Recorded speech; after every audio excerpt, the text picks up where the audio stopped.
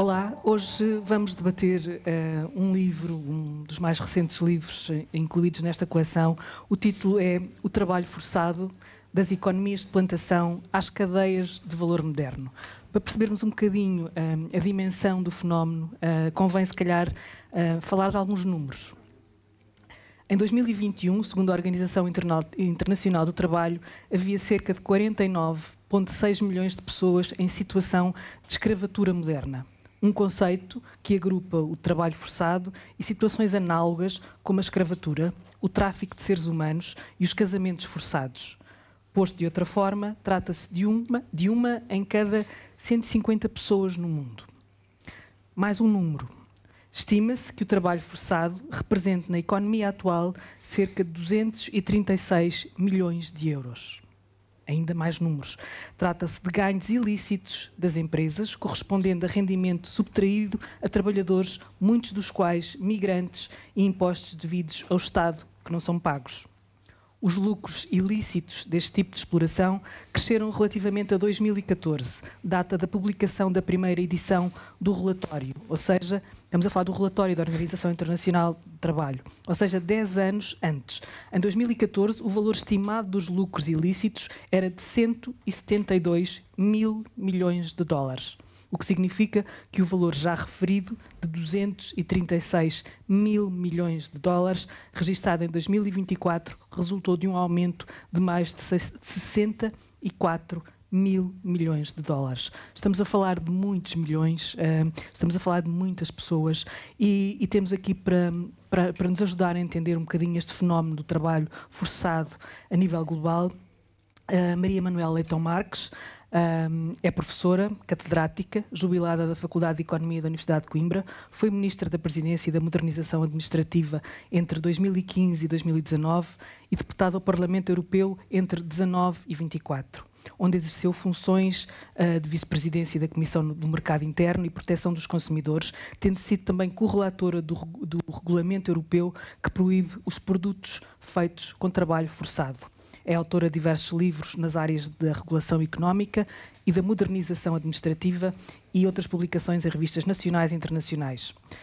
Jorge Félix Cardoso é conselheiro político dos socialistas e democratas no Parlamento Europeu, trabalha atualmente em temas de segurança e defesa, depois de ter passado pela proteção dos consumidores, políticas digitais e desenvolvimento sustentável. Foi assessor parlamentar da eurodeputada Maria Manuela Leitão Marques entre 20 e 24, com quem trabalhou na recente lei europeia que proíbe os produtos feitos com trabalho forçado no mercado da União Europeia. Miguel Bandeira Jerónimo é professor associado de História e investigador do Centro de História de Sociedade e da Cultura na Universidade de Coimbra. Os seus interesses de pesquisa centram-se na história global ligada a 154, conectada e 154 comparada do imperialismo. E há aqui uma estranheza, já lá vou, pronto, já lá vamos desmontar isto. Tem vasta obra publicada em Portugal e no estrangeiro, em editoras e revistas de referência. Recentemente publicou em coautoria a História do Presente da Tinta da China e coordenou os mundos do subdesenvolvimento na imprensa da Universidade de Coimbra. Por fim, Jorge Pedro Monteiro é investigador auxiliar no Centro de História da da Sociedade e Cultura da Universidade de Coimbra, doutorou-se em História com uma tese sobre os processos de internacionalização da questão do trabalho indígena. Publica com regularidade sobre este e outros tópicos em revistas nacionais e internacionais, com destaque para o livro Portugal e a questão do trabalho forçado, um império sob escrutínio. Bem-vindos, foi uma vasta... os vossos currículos são longos, ficaríamos aqui mais tempo a discuti-los, mas a questão que se impõe, se calhar, aqui, e pergunto à Maria Manuela Leitão Marques, é porquê que só agora, e porquê que com esta dimensão, só agora aparece com esta dimensão um estudo sobre o trabalho forçado? Bem, sobre a história do trabalho forçado, como aqui mostramos, apareceram antes de agora. Antes de responder, se me permite só, Isabel, agradecer muito à Fundação Francisco Manuel dos Santos ter acolhido a ideia de publicar este trabalho e a e à Susana Norton, que nos acompanhou em toda a publicação, e também a todas e a todos que no meio desta tempestade aqui vieram a esta livraria maravilhosa que é a Bucos, do qual eu sempre tenho muitas saudades, porque aqui comprei muitos livros quando era professora na Faculdade de Economia de Coimbra, porque era aqui que se encontravam os livros estrangeiros mais especiais, e portanto também recordei essas minhas vindas à Bucos quando aqui entrei hoje. Mas enfim, porquê só agora? Para mim e talvez para o Jorge, só agora porque nos calhou, no Parlamento Europeu é assim, calha-nos, não é? Calhou-nos trabalhar na proposta apresentada pela Comissão Europeia para um regulamento que proíbe a circulação no mercado interno de produtos feitos com trabalho forçado. Era um compromisso da Presidente da Comissão Europeia. Como quem ler o livro descobrirá, os Estados Unidos da América já tinham e já têm legislação nesta matéria. Por estranho que pareça, mesmo na América de Trump, a luta contra o trabalho forçado ficou no recente acordo comercial assinado entre a União Europeia e os Estados Unidos, e a União Europeia não tinha nenhum instrumento direto. Enfim, tinha outros instrumentos que podiam ser utilizados, mas nenhum instrumento direto que permitisse travar a circulação. Bem, a maioria serão produtos importados, mas também se forem fabricados dentro do mercado interno, ou a exportação, se forem fabricados dentro do mercado interno, de produtos feitos com trabalho forçado. Como trabalhámos muito, estudámos muito, falámos com muitas pessoas, como é meu hábito e do Jorge, não fizemos apenas... Enfim, umas emendas na proposta da Comissão, fomos mais fundo e percebemos o problema, achámos que no final devíamos tornar público esse trabalho e desafiámos 2 historiadores, com quem me encontrei hoje pela primeira vez fisicamente, por estranho que pareça. Desafiámos 2 historiadores para escrever connosco, porque achámos que era muito importante, e eles vão mostrar também porquê, ter aqui uma perspectiva histórica do problema do trabalho forçado. Só mais uma nota, Isabel, à sua pergunta, que talvez pudesse ser a minha resposta. Porquê só hoje? Porque um dos problemas do trabalho forçado é que ele é invisível do ponto de vista mediático. Ou então demasiado visível, nós lidamos com ele todos os dias. Talvez até mais invisível que o tráfico de seres humanos. Talvez mais invisível que os casamentos forçados. Apesar de tudo, é capaz de haver mais filmes, mais reportagens, mais imagens do que há do problema do trabalho forçado. Outro dia, com uma cineasta indiana que aqui esteve, uma cineasta muito interessante, que tem documentários muito fortes sobre algumas realidades na Índia, incluindo os casamentos forçados, desafiei-a também um dia a filmar sobre o trabalho forçado, porque é muito importante que estas práticas se tornem mais visíveis. Elas estão aqui, talvez na roupa que trazemos vestida, talvez até em alguns livros que estão aqui publicados, talvez em outros objetos do nosso cotidiano, mas provavelmente até menos que a escravatura, há poucas imagens que nos toquem e nos mobilizem na luta contra o trabalho forçado. Mesmo o regulamento, esperemos que tenha muito sucesso, mas vai ser um desafio para todas as autoridades, quer autoridades de fronteira, quer outro tipo de autoridades que vão fazer a investigação, que o vão ter que aplicar. Muitas dessas questões que mencionou, incluindo a visibilidade ou não visibilidade do trabalho forçado, as imagens, o poder que as imagens poderiam ter na denúncia, não é, deste tipo de violência que também vem aqui. Portanto, o livro cruza muitas facetas, e uma das que é logo enunciada é a dificuldade em designar o que é isto. Trabalho forçado, escravatura moderna, a designação, eu não sei quem é que se quer atrever, Jorge, esta designação de trabalho forçado, chegámos lá como e o que é que deixámos de fora, ou o que é que ela inclui? Acho que é interessante depois ter uma perspectiva histórica também destes termos, mas realmente uma das dificuldades e uma das explicações também para ser tão invisível é que é um fenómeno ele próprio difícil de definir. Há bastante trabalho feito ao nível de organizações internacionais, nomeadamente a Organização Internacional do Trabalho, para tentar esmiuçar o que é que significa isto de trabalho forçado, portanto, encontrar os chamados indicadores do trabalho forçado que permitam concluir que uma determinada situação é trabalho forçado ou não. Por exemplo, o não pagamento de salários, o uso de dívidas para manter os trabalhadores presos a uma entidade patronal. Isto acontece muito com populações migrantes. Ficam reféns de uma dívida. Que ficam reféns de uma dívida, de uma taxa de recrutamento, digamos assim, e depois o salário nunca é suficiente para saírem dessa dívida. E depois temos formas um bocadinho mais, digamos, duras e que poderiam parecer mais visíveis, como as ameaças, seja ao próprio trabalhador, seja num contexto de repressão política, ameaças à família, ameaças aos próximos, que pareceriam mais fáceis de identificar, mas na verdade se calhar podemos discutir isso mais à frente. Por exemplo, o caso chinês é um caso onde isso está muito presente, mas é feito de forma tão subtil e ao mesmo tempo tão universal quase em toda uma sociedade, que é muito difícil apontar para o sítio específico onde está o elo entre o trabalhador e o seu trabalho forçado e quem o força.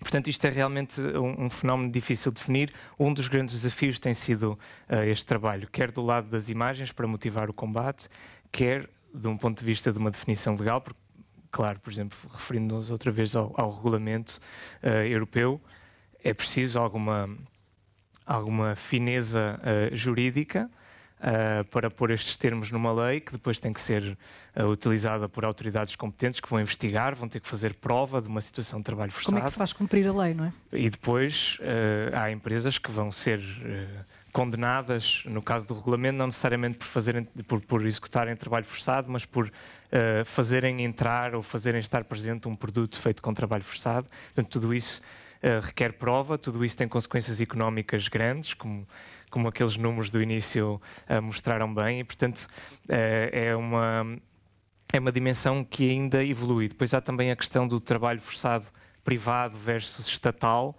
que ainda acrescenta dimensões mais complicadas a esta questão da definição. Mas eu acho que era útil também ouvirmos uma perspectiva um bocadinho de história, porque este problema não é de hoje. Sim. É uma coisa que nós aprendemos com eles, é que este problema das definições é um problema com uma grande carga não é só a terminologia, não é? Como é que se evolui, Miguel, de uma situação de esclavagismo, não é? Ou de escravatura, para esta outra designação, escravatura moderna ou trabalho forçado? Só duas notas para acrescentar.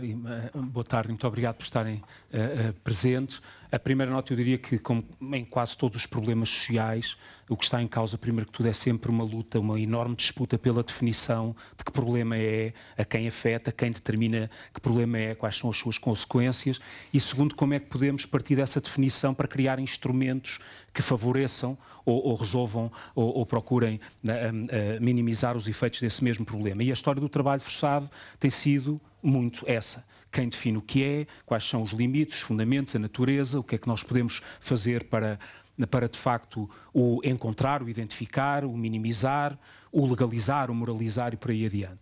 E parte da relevância, eu não diria da história num sentido abstrato, mas do conhecimento histórico rigoroso para estes debates, sobretudo nas nossas sociedades contemporâneas, tem sido precisamente sublinhar o papel altamente contestado da definição do que é o trabalho forçado. E um dos primeiros momentos dessa contestação, bastante acesa e com muitos interesses envolvidos, foi precisamente a da distinção entre escravatura e trabalho forçado.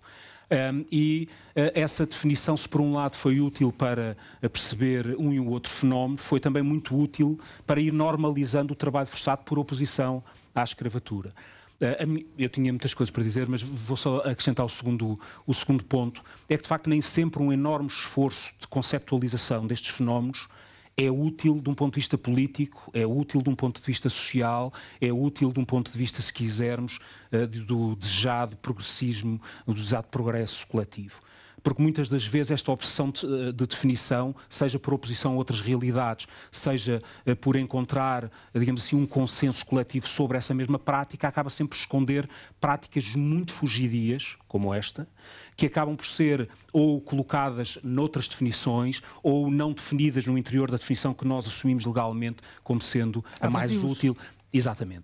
E se há, digamos assim, uma espécie de persistência histórica no problema do trabalho forçado, tem sido esta sua natureza altamente fugidia, muito escorregadia, que a lei tem tido muita dificuldade em agarrar, em definir, em problematizar, que a academia tem sido muito inconsequente na sua tanto análise como na sua contribuição para resolver o problema de um ponto de vista político.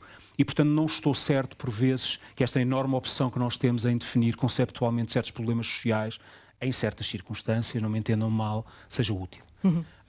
E acho que uma das poucas formas que o conhecimento histórico tem de ajudar hoje a olhar para este problema é, de facto, chamar a atenção para o facto de esta dificuldade ter ela própria uma história.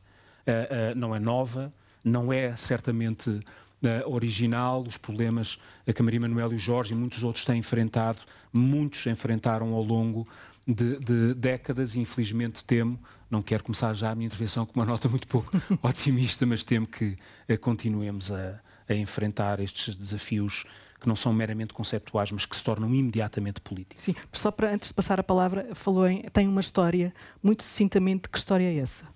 É uma história de vazios, é uma história de uma enorme porosidade conceptual, é uma história de enorme confusão com outras definições de trabalho coercivo, é uma história de uma enorme ambiguidade que, do ponto de vista não apenas legal, mas também do ponto de vista social, do ponto de vista concreto, no terreno, que varia historicamente, varia muito no ponto de vista geográfico, sociedades diferentes olham para o problema de forma diferente. O trabalho forçado, em alguns casos, é pensado como uma necessidade, noutros como um mal menor, noutros como algo que atenta contra os mais básicos direitos humanos, e ainda bem. Mas, portanto, há uma enorme plasticidade histórica no terreno que nós, quando temos uma necessidade absoluta de definir, tendemos a ignorar, a desvalorizar, porque cria imensos problemas à nossa definição. Isto não é necessariamente um problema da razão legal, mas a razão legal não é suficiente. Não é suficiente, mas é fundamental.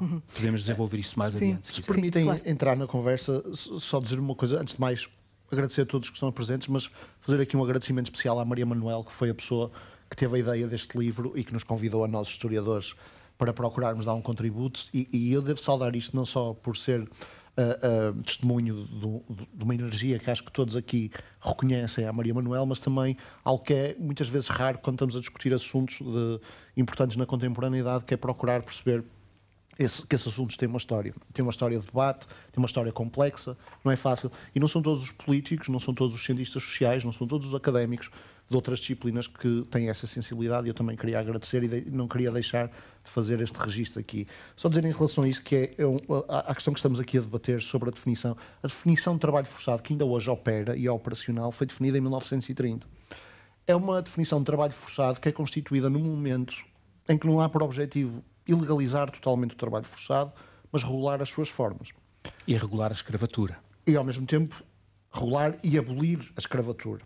Porque o movimento duplo a que se assiste na primeira metade do século XX e na última parte do século XIX é a ilegalização da escravatura com a legalização regulada do trabalho forçado.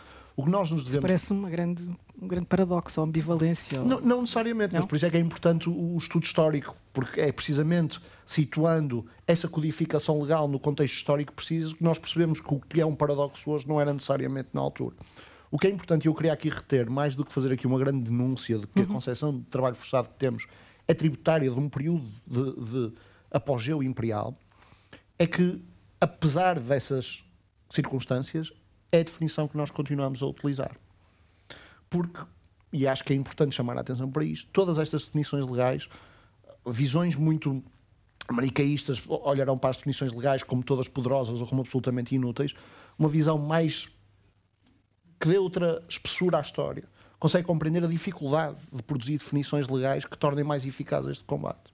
E a pergunta que nós temos de fazer é porquê, em vez de julgar, é porquê que esta definição, que é uma definição situada historicamente, nos continua a ser útil.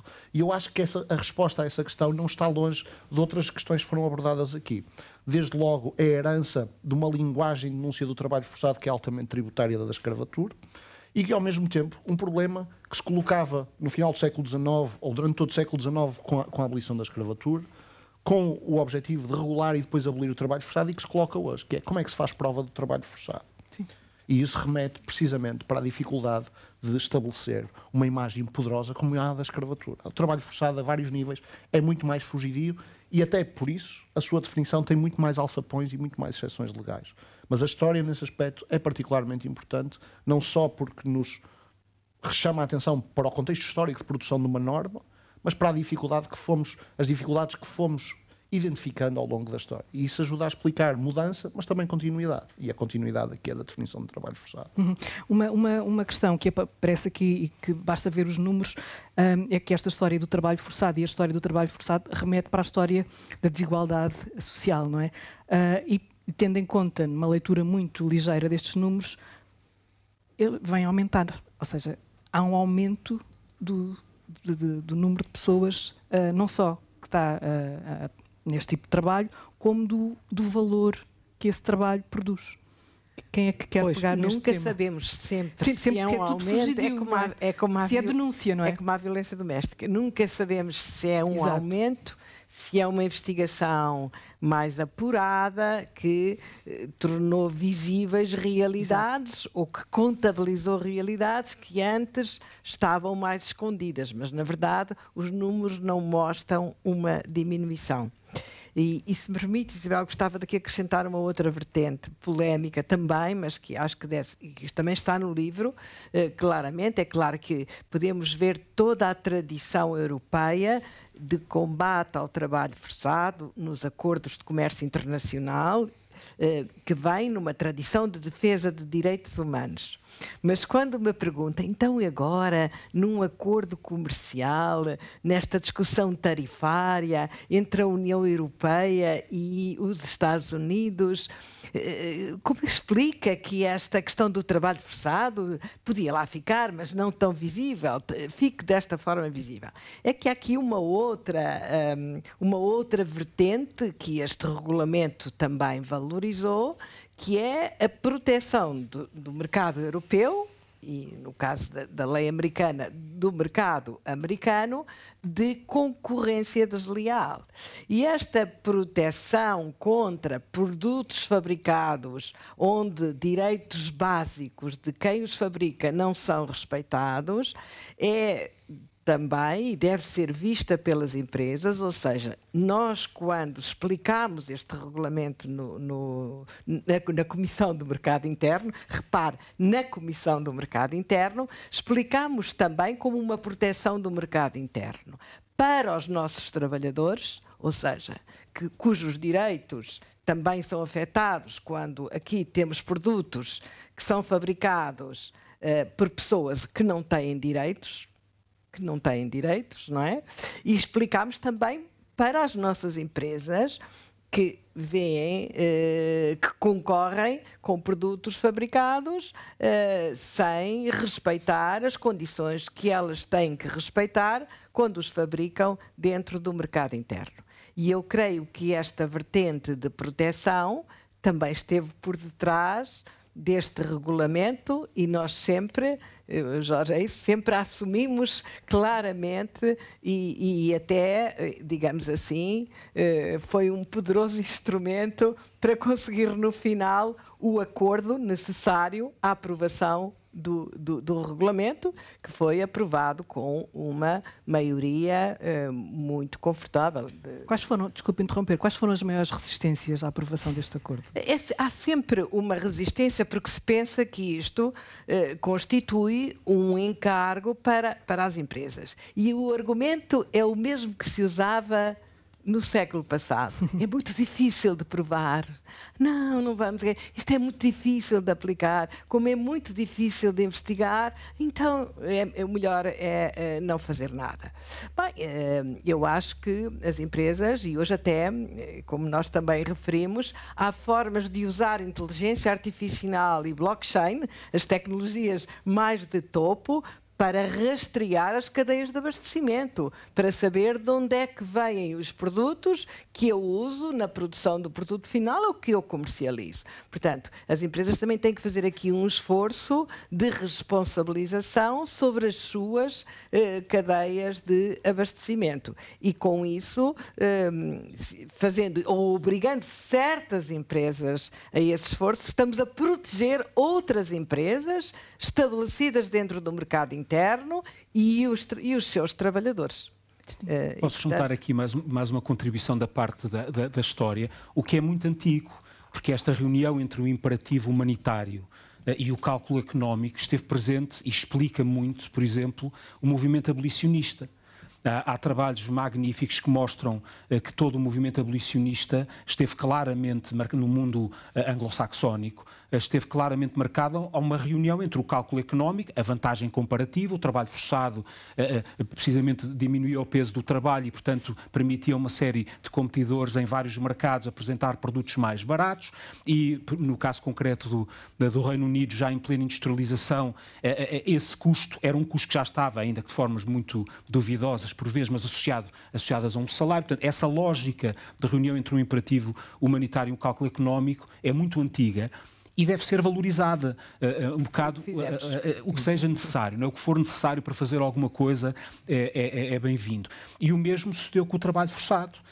Não há dúvida nenhuma, e o caso português é muito óbvio, o caso famoso do cacau de São Tomé está claramente associado ao modo como os chocolateiros não estavam particularmente, sobretudo britânicos, não estavam particularmente interessados com as lógicas do trabalho forçado que de facto afetavam, transformavam as trocas comerciais no início do século XX. Até aí, desculpem lá esta intermissão histórica, mas até aí eu acho que a história pode ajudar, ou o conhecimento histórico pode ajudar a aceitar melhor aquilo que tradicionalmente é colocado num plano demasiado, diria eu, binário. De um lado estão aqueles que verdadeiramente têm impulsos humanitários, do outro lado estão os calculistas económicos. Lamento, mas toda a história da nossa emancipação nestas áreas mostra que é na reunião dessas formas de pensamento e de ponderação sobre a ação que nós podemos encontrar algo de minimamente eficaz. E podemos ainda fazer uma nuance um bocadinho mais minuciosa dentro do próprio calculismo económico. É muito interessante falar nos chocolateiros, porque hoje em dia é ainda uma das indústrias onde este problema está presente. E nós, durante a negociação do regulamento, fomos abordados, quer por muitas empresas, algumas delas do setor do chocolate, que se dividiam entre as empresas que nos diziam não, mas isto é impossível, o que vocês vão fazer é acabar com o chocolate na Europa, uma visão catastrofista quase, e as que nos diziam, por favor, façam isto, porque nós queremos fazer chocolate garantindo que não há trabalho forçado e não conseguimos ser competitivos economicamente se não houver um instrumento que obrigue os outros a mudar também. Não basta querermos ser bons, nós não seremos capazes de ter um produto viável se os outros não fizerem o mesmo. A mesma coisa se passou também, por exemplo, com a indústria dos painéis solares, onde aí não é uma questão tanto de trabalho forçado de privados, mas o trabalho forçado estatal no contexto chinês, em que realmente a indústria de painéis fotovoltaicos na Europa se vê incapaz de competir com a indústria que produz esses mesmos produtos na China. E uma das razões é o custo da mão de obra, praticamente inexistente do lado de lá e do lado de cá muito elevado, e portanto as empresas pediam-nos que fizéssemos, que tomássemos algumas medidas para conseguirem sobreviver sem recurso ao mesmo tipo de, não é, sem ser uma corrida para uma desregulação e para uma perda de direitos. É muito interessante esta questão. Desculpe.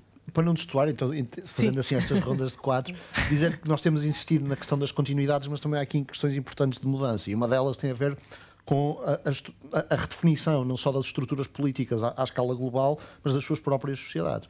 O trabalho forçado estava distante geograficamente, mas estava integrado politicamente em grande parte do período que nós trabalhamos. Aqui estamos a falar de um trabalho forçado que está distante geograficamente, mas está também separado geograficamente. E isto é uma discussão importante que nós temos que, na medida... Separado politicamente. Separado politicamente, sim. Na medida, geograficamente. Geograficamente, o trabalho forçado, este regulamento da União é sobretudo para proteger a União, não do trabalho forçado dentro da União, mas sobretudo do que vem do exterior. E isto é Mas ele existe dentro da União, ou não? É de certeza que existe. Mas não é... Mas por tudo o que eu fui lendo, eu não sou especialista, os especialistas estão deste lado, mas o objetivo é proteger do exterior. O que falamos quando falamos de trabalho forçado, e no caso português, falamos de uma integração política, ou seja, esse trabalho forçado é para ser regulado no mesmo quadro político. E isso é uma diferença importante. E é uma diferença importante também na forma como se foram reinventados e reposicionados os cálculos entre trabalho forçado, pertença e desigualdade. Porque o problema que se coloca hoje em termos de trabalho forçado para as sociedades europeias, em grande medida, decorre em grande medida de a entrada de populações étnica e culturalmente e racialmente diferentes e não da imposição no exterior a essas mesmas populações do trabalho forçado.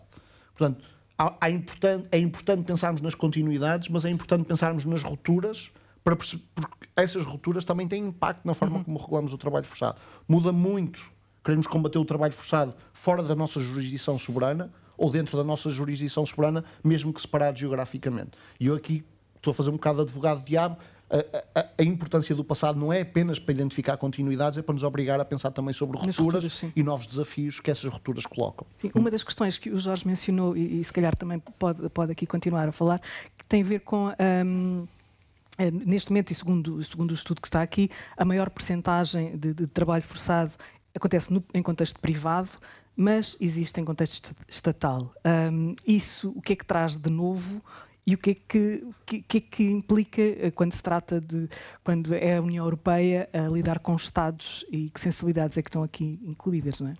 É engraçado essa questão da União Europeia, porque precisamente um dos grandes problemas que nós tivemos foi um problema, acho que muito único, em que nas negociações, portanto, está o Parlamento Europeu, está o Conselho, onde estão representados os Estados-membros, e está a Comissão Europeia, e em vez de ter o habitual em que eles disputam para ver quem é que tem a competência, eles lutavam para ver quem é que não tem a competência, porque nenhum deles se queria meter nisso. Quer dizer alguma coisa? E, portanto, no fim acabou por ficar a Comissão Europeia, com a esperança de que, não sendo, portanto, representando todos e não representando ninguém em específico, depois não sofra represálias quando tem que atuar sobre trabalho forçado que se pratica fora da União Europeia. Ficou a Comissão Europeia responsável por essas investigações e os Estados-membros por investigar aquilo que acontece. Mas foi de tal modo, só acrescentar aqui, porque esse é um detalhe que não contamos no livro, mas podíamos ter contado. Foi de tal modo dura essa parte da negociação, aliás, ainda não estávamos no trílogo,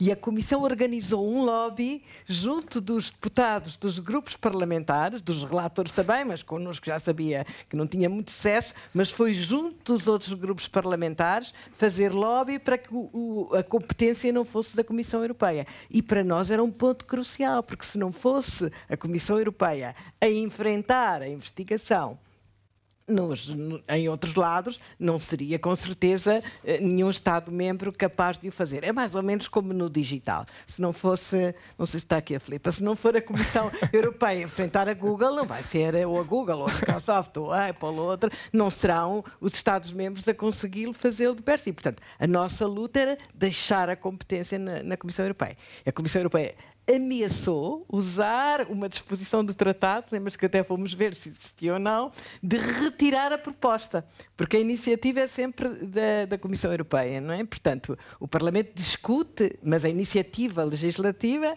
é da Comissão Europeia. Então a Comissão fez saber que, se assim acontecesse, podia retirar a proposta. Não podia, porque não tinha condições políticas nenhumas. Seria um escândalo se depois da proposta estar no Parlamento a Comissão retirasse a proposta do Regulamento de Trabalho Forçado. Mas a ameaça chegou a soar. E este é um ponto muito interessante, porque realmente foi muito interessante acontece que hoje estamos aqui, mas em Bruxelas se votou no Parlamento Europeu, no plenário, desmontar quase completamente uma das leis que nós falamos aqui como auxiliar ao combate ao trabalho forçado, que é a lei dos deveres de vigilância das empresas. E o trabalho forçado sobrevive também porque é muito difícil que alguém se oponha ao combate ao trabalho forçado. Portanto, não são só desvantagens, na verdade, esta questão de ser difícil de definir e de ser difícil de encontrar. Depois está também uma outra vantagem que é ainda está muito colado à escravatura, ainda está muito colado a fenómenos enfim, que têm grande rejeição social e, portanto, é difícil politicamente encontrar oposição. Portanto, na verdade, isso. A Comissão Europeia nunca poderia retirar uma proposta que fez para banir produtos feitos com trabalho forçado, ou as empresas nunca poderiam ser muito vocais a rejeitar este tipo de investigações sobre produtos que importam ou que fabricam, precisamente por umas circunstâncias semelhantes. Esta questão do privado e do estatal aqui em relação ao trabalho forçado, como é que gostava que desenvolvessem um bocadinho isto? Estamos numa ruptura ou uma continuidade aqui histórica? Eu acho que depende muito do contexto, depende muitíssimo do contexto, mas a realidade sempre existiu, não é? Até podemos, exagerando um pouco, considerar que muitas das formas que hoje em dia existem de trabalho forçado induzido pelo Estado foram inventadas em contextos imperiais, em contextos coloniais e portanto, há claramente continuidades. Eu vou discordar até para não acharem que isto é aqui a frente dos historiadores que têm que dizer bem da história só para justificarem a sua existência. Discordo aqui um bocado do argumento do José Pedro Monteiro relativamente à ideia de rupturas, porque me parece mais que estamos perante variações sobre o mesmo tema. E o que a mim me interessa até muito, porque me parece que ainda nos ajuda mais a perceber as enormes dificuldades e por vezes até os limites, discordando também aqui do Jorge, só para efeitos aqui performativos de uma discussão, que me parece que de facto acho que nós devíamos dar mais atenção aos problemas que são colocados pela nossa obsessão de definição do trabalho forçado. Porque mesmo no trabalho para fins de obras públicas, por exemplo, ou o trabalho correcional, ou outras formas claramente induzidas, reguladas, patrocinadas pelo Estado, as continuidades são imensas. São imensos os próprios modelos, os próprios espaços, a própria linguagem, a reeducação, etc. Tem uma longuíssima história. E essa história, muitas vezes, deve-nos não fechar numa definição, mas mostrar precisamente a multiplicidade de formas em diferentes sociedades, porque isto não acontece. A resposta à sua pergunta não pode partir de um mesmo sítio, tem que andar um pouco por todo o nosso globo, mas eu acho que aquilo que verdadeiramente interessa é percebermos a enorme criatividade deste organismo, digamos assim, que é o trabalho forçado. Então, se me permitem, eu discordo de Miguel, mas vou guardar isso para o jantar. Mas a parte importante não é suficientemente suculento para vir para aqui? O jantar vai ser mais. Mas a questão aqui... Não, acho que não vale a pena... Isto é uma discussão de historiadores muito chata e aborrecida. Não valeria a pena continuar.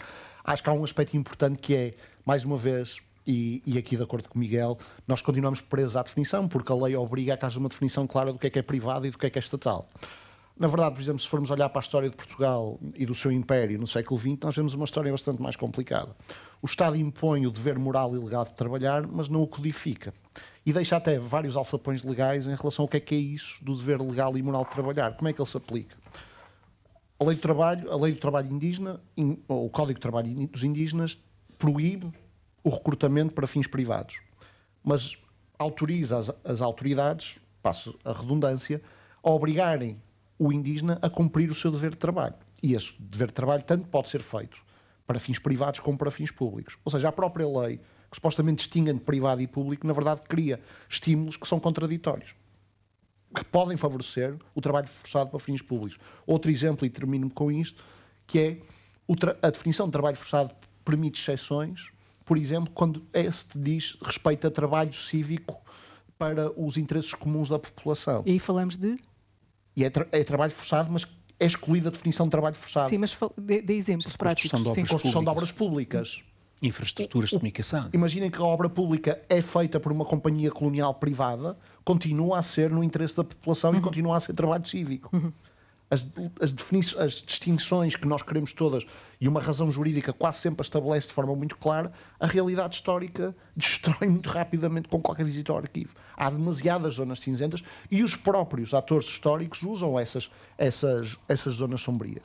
Porque serve precisamente para quê? Para algo que também é comum nas discussões que temos aqui, que é o alijar de responsabilidades no outro. Os administradores estatais dizem o problema do trabalho forçado é dos operadores privados gananciosos, e os operadores privados gananciosos a dizerem não, isto o problema é a corrupção da administração pública e da administração colonial. E ambos têm razão. E então estamos certos. Estamos de acordo? Sim. Podemos terminar nesta nota, estamos de acordo. Uma das fontes para o vosso trabalho são os relatórios da Organização Internacional do Trabalho, mas eu gostava que explicassem um bocadinho melhor em que é que, para fundamentar tudo o que apresentaram, quais foram as vossas fontes de informação para sustentar muito bem aquilo que está... Tudo que apresentámos no livro, sim, está aqui tudo no livro, mas nós estamos aqui. O trabalho do regulamento. Sim, as nossas fontes para o livro, como foi escrito a 4 mãos, não é? Mas tem aqui 2 partes diferentes que se vão intercalando sempre ao longo do livro. A parte do presente e a parte do passado. Mas com muitas, como o Miguel disse, com muitas semelhanças, que às vezes nos encontrávamos e íamos fazendo... Quer explicar um bocadinho como é que essa dinâmica aconteceu? Íamos fazendo os links, não é? A gente ia lendo, ia vendo e escrevia, reescrevia, e eles liam as nossas partes e nós líamos as partes deles e fazíamos a ponte entre umas e outras, porque não é difícil encontrar, não é? Até na literatura é possível encontrar. As fontes, para além da Organização de Trabalho, todos os números que foram referidos praticamente são de relatórios da Organização do Trabalho, mas há aqui algumas histórias que contamos que são histórias recolhidas por investigadores, histórias recentes, não é? Não histórias do passado, mas as histórias do passado também foram recolhidas por investigadores no terreno que protegem a identidade das pessoas, mas que fizeram entrevistas e que é muito importante para mostrar histórias de vida. Não estamos a falar de uma coisa abstrata que toca milhões, estamos a falar de situações muito concretas. E é interessante porque realmente, mais uma vez, definição complexa, falta de imagens, é difícil fazer a prova, mas às vezes surge nos sítios mais inesperados. Eu queria referir a última grande investigação sobre o trabalho forçado estatal na China, sobre os uigures. A maior parte das fontes, TikTok. Porque os trabalhadores documentam a sua própria experiência e, portanto, é possível encontrar nas redes sociais. A China é um caso interessante porque é um sítio onde a tecnologia é omnipresente e serve quer para o elemento repressivo, quer para fazer a investigação e a prova da própria repressão e do sistema estatal de trabalho forçado, sobretudo sobre os uigures. E, portanto, os próprios TikToks, outros fenómenos de redes sociais, mensagens que são enviadas, áudios do WhatsApp, isso tudo hoje em dia é utilizado em investigação jornalística de muitos, muitos meses, porque o risco de travar uma investigação dessas quando há um passo em falso é muito grande. Só aqui uma nota. As novas tecnologias são um aliado ao combate ao trabalho forçado? Podem ser. Nós vimos empresas americanas comerciais, não é? Que nos apresentaram o seu instrumento usando inteligência artificial, creio que não era blockchain, era inteligência artificial, para rastrear cadeias de abastecimento. Para quê? O que é que elas oferecem às outras empresas americanas? Um serviço para garantir que as suas cadeias de abastecimento estão livres de trabalho forçado, são limpas, por assim dizer, que estão livres de trabalho forçado. E, portanto, não vão ter problemas nas alfândegas de ver os seus produtos parados e não os poder introduzir no mercado. Portanto, é um serviço comercial que nos apresentaram, mas que tem este impacto positivo. Também gostava de contar um pequeno detalhe da negociação. Uma das questões mais difíceis foi o repositório o repositório que a União vai ter que criar, creio que já é em 2027. Já foi feito com a contratação pública, Então já está assinado. Não, Fica, não, faço. Foi uma luta nossa, e essa ganhámos. Porque essa era outra das formas de oposição a este regulamento, é precisamente essa pergunta. Mas então, de onde é que, se isto é uma coisa que é ilegal, é uma violação de direitos humanos, então como é que nós sabemos? Não é? Ninguém vai contar abertamente. Há, para além da Organização Internacional do Trabalho, há muitas organizações não governamentais e mesmo centros académicos que hoje em dia se dedicam. Também é sempre uma economia, a procura gera oferta. Portanto, a partir do momento em que os Estados Unidos começam a lei americana é muito antiga, já vem dos anos 30, mas ela começa a ser aplicada nos anos 2010, 2014, 15 são os primeiros esforços, e depois, já durante a primeira administração Trump, há este enfoque nos uigures, no fenómeno dos uigures na China.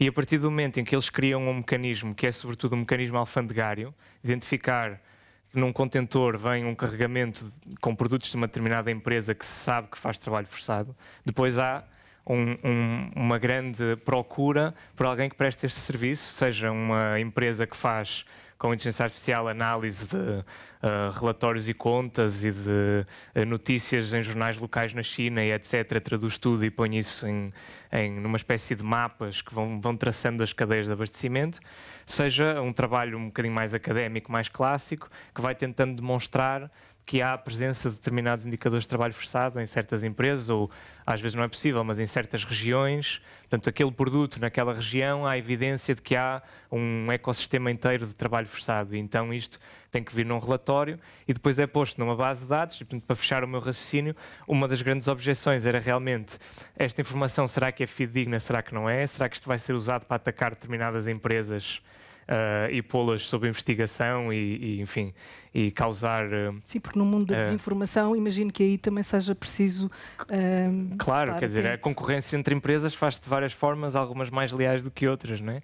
E, portanto, houve muito esta discussão e, no fim, acabamos com uma solução de compromisso um bocadinho mais restritiva, onde, de facto, só fontes muito fidedignas, de trabalho académico realmente imaculado, ou organizações internacionais que têm um cunho, um carimbo mais político até da aprovação de determinados relatórios, vão ser usados para alimentar esta base de dados, que será pública e que permitirá às empresas, enfim, um esforço de limpar as suas cadeias de abastecimento de produtos feitos com trabalho. Mas parece estranho esta conquista, mesmo menos ambiciosa do que nós desejávamos.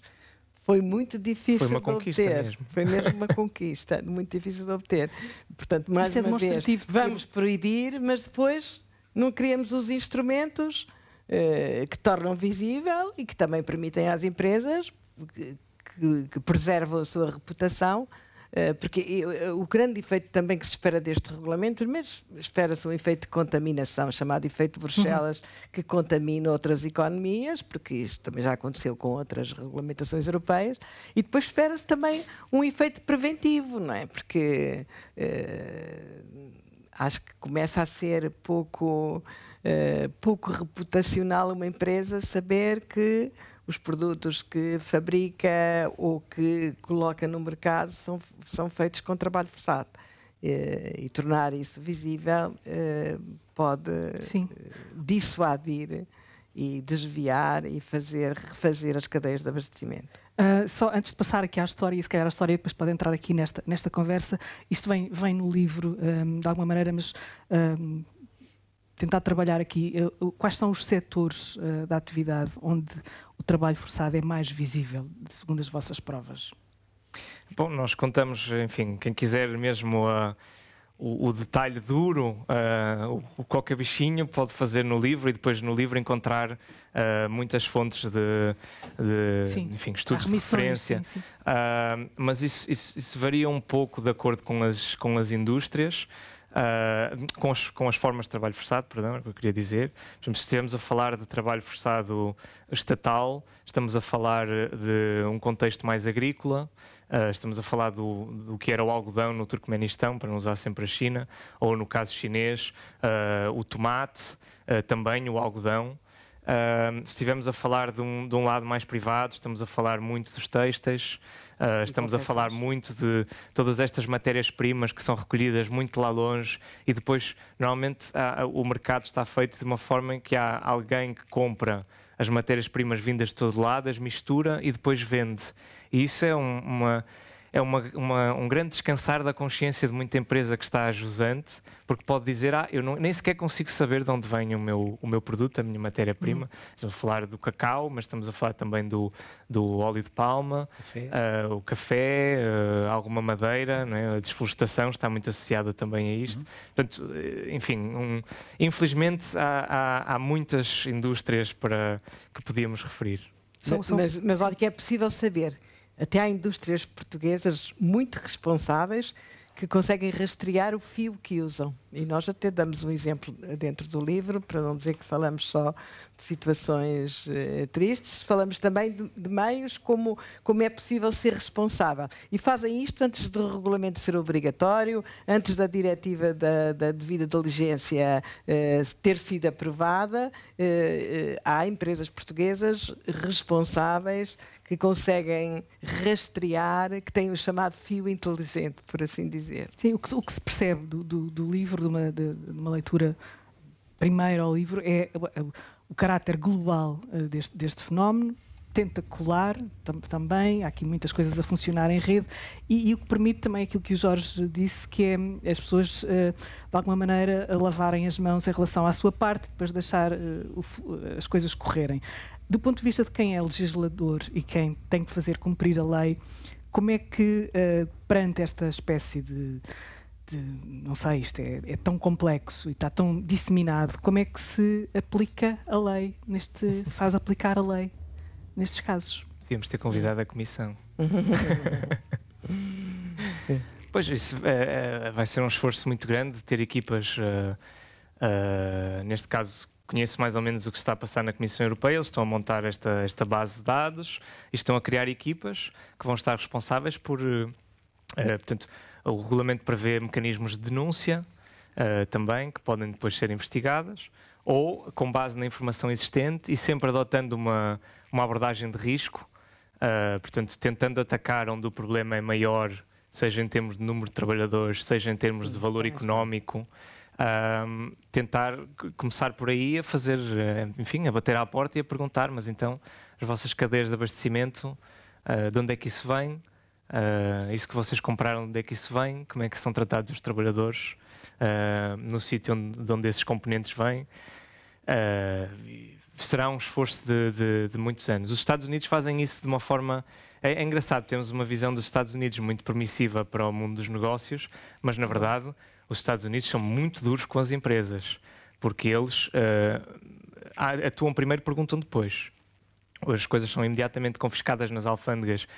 Basta haver uma mínima suspeita e as empresas pagam as custas de ter os produtos num armazém durante não sei quanto tempo, e depois então as empresas é que têm que trazer os documentos que fazem prova de que os produtos estão limpos.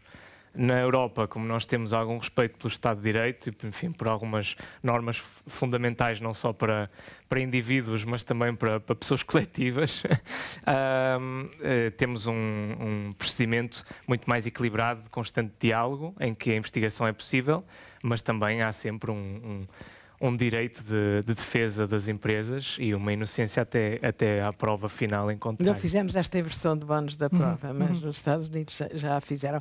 Mas uma das reuniões mais interessantes que nós tivemos, Jorge lembra-se que fomos os dois, foi com as autoridades alfandegárias em Paris, francesas, portanto muito, muito favoráveis a este regulamento e muito preparadas para o aplicar. José Pedro Monteiro, até que ponto é que o conhecimento do passado de fenómenos com algumas semelhanças a este permite ajudar a interpretar o que está a acontecer? Este caráter tão mais global, se calhar, e tão mais em rede? Sim, não tenho muitas dúvidas, também não estou propriamente habilitado para perceber quão mais complexo, mas diria que sim, à partida são os processos económicos, de circulação de mercadorias, quer dizer, o próprio processo de transação comercial. Acho, contudo, que há mais do que tirar lições prontas a usar, há um conjunto de problemas que se mantêm de forma mais ou menos constantes. Falávamos aqui, por exemplo, do problema de o que é que podem fazer, por exemplo, as organizações internacionais. As organizações internacionais, no quadro da União Europeia, estamos a falar de uma realidade bastante diferente, mas a própria Organização Internacional de Trabalho tem uma experiência muito particular que foi útil, seja no que diz respeito à monitorização, a desafios que se colocam, por exemplo, sobre o armazenamento de provas e o testado de provas, mas depois também o que é que uma organização internacional pode fazer depois de fazer um processo de inquérito e determinar que num determinado país, num determinado setor, há trabalho forçado. No caso da União Europeia, tem instrumentos diferentes do que têm as outras organizações internacionais, por ser uma organização de integração regional. Mas eu creio que não devemos desvalorizar o poder que têm as organizações internacionais. E dou o exemplo, pego no exemplo de Portugal aqui, no seu passado recente. Portugal foi o primeiro país a ser objeto de uma queixa de um Estado contra outro Estado na Organização Internacional de Trabalho. Num contexto muito particular, início das guerras coloniais, em que Portugal estava relativamente isolado internacionalmente, o resultado dessa queixa não foi por exemplo, não podemos medir o impacto de um processo desses apenas pelo seu impacto material, ou seja, não houve aplicação de sanções a Portugal. Mas houve uma capacidade, por parte da Organização Internacional, de moldar e condicionar o próprio processo legislativo português, que não pode ser menosprezado. E são tudo aspectos com os quais nós podemos aprender e, sobretudo, que nos chamam a atenção para um aspecto que ainda agora referiu, que tem a ver com a natureza global. E a natureza global não se esgota numa percepção do mundo como completamente integrado, mas também com várias dimensões, todas elas conectadas. Ou seja, o que acontece numa esfera que pode ser tida como meramente social e económica tem impactos políticos. Os danos reputacionais, hoje, como há 60 anos de ser acusado de trabalho forçado, podem ser muito significativos. Ok? Pronto, eu ficaria por aqui para não me estender demasiado.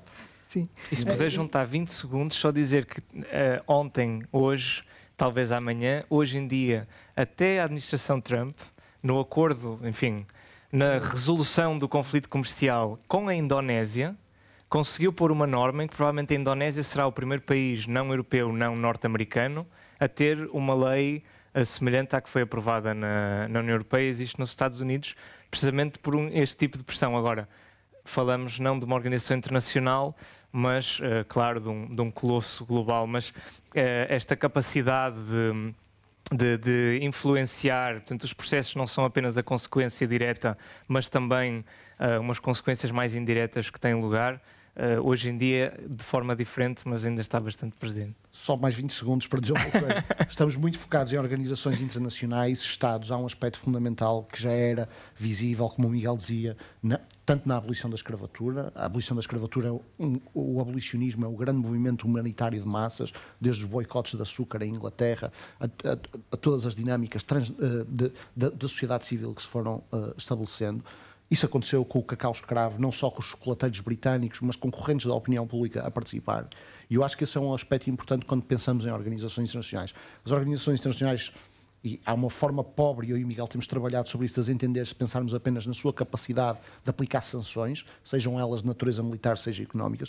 As organizações internacionais são muito mais que isso, geram também um espaço onde membros das diferentes sociedades civis, à medida que o século XX avançava, cada vez mais associações transnacionais conseguiam mobilizar politicamente, e no quadro dessas mesmas sociedades civis, problemas. O problema do trabalho forçado é hoje unanimemente aceito como sendo algo, uma prática condenável. Não era o caso que nós começámos esta discussão no início do século XX. Isso aconteceu não só por intervenção dos Estados e das organizações internacionais, aconteceu porque as organizações internacionais têm impacto também no quadro das ideias, das sensibilidades, etc. E isso é um aspecto que muitas vezes, quando nós vemos os noticiários e os debates nas TVs, toda a gente gosta de falar do grande decisor político da grande organização internacional, mas há um trabalho de sapa que é feito nas diversas sociedades civis que não pode ser ignorado, e essa coisa que hoje parece um bocado cândida, mas que é verdade. Estas transformações políticas decorrem também de transformações nas ideias, e essas não acontecem por imposição nem por decreto. Miguel Bandeiras Anónimo, só muito brevemente, numa história do presente, este capítulo do trabalho forçado entraria com que espaço e com que relevância?